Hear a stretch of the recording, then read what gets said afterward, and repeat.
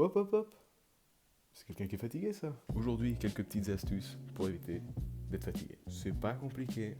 Il faut juste en avoir là-dedans. Enchanté. Donc alors, à la base, il faut dodo. C'est ça qu'il faut retenir. C'est qu'il faut dodo. Bah ouais, parce que t'en as marre. T'en as marre de dormir l'après-midi. L'après-midi, tu veux faire autre chose. Voilà, le soir, tu dors. Ok, mais l'après-midi, tu dors pas. T'as pas envie. Donc, qu'est-ce qu'il faut faire? Bah, il faut arrêter de dormir l'après-midi. Il faut dormir uniquement le soir. Alors, je sais ce que tu vas me dire. À 22h, t'arrives pas à dormir.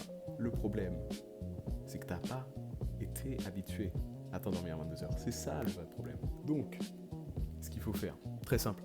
À 22h, tu vas essayer de t'endormir. Ok, tu vas pas y arriver. Pourquoi pas? Tu vas mettre du temps à t'endormir, etc.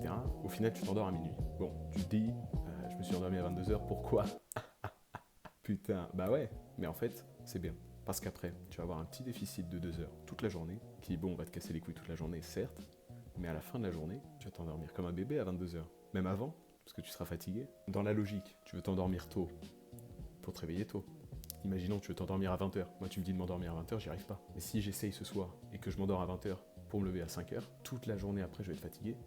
Je vais revenir le soir. Je vais me rendormir à 20h s'il faut pour me lever à 5h. Tu vois ce que je veux dire? Si je dois me relever à 5h le lendemain et que j'ai un déficit, je vais m'endormir direct à 20h. Et bah, c'est comme ça que ça marche. Il faut ce petit déficit si t'arrives pas à t'endormir à une heure fixe.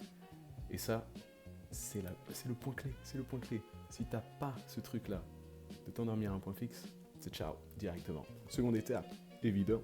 Elle est si simple, c'est juste pas de téléphone. À partir de maintenant, tu veux dormir, tu arrêtes.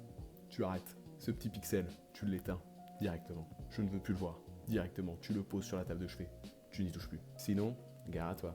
Troisième étape, ouvre tes volets. C'est super en vrai. Même s'il n'y a pas le soleil dehors, même si tu le vois pas, parce que tu te lèves à 6h du matin, tous les matins, et que c'est chiant, et qu'il fait froid, c'est pas grave, ok? Même si tu vois pas le soleil et tout, ouvre ces volets. Parce que l'air frais, ça va te réveiller. Tu vois ce que je veux dire? Les bruits ambiants vont te réveiller. Et ça, c'est super. Donc tu seras pas fatigué quand tu te lèves le matin. Ça, c'est ce qu'on veut.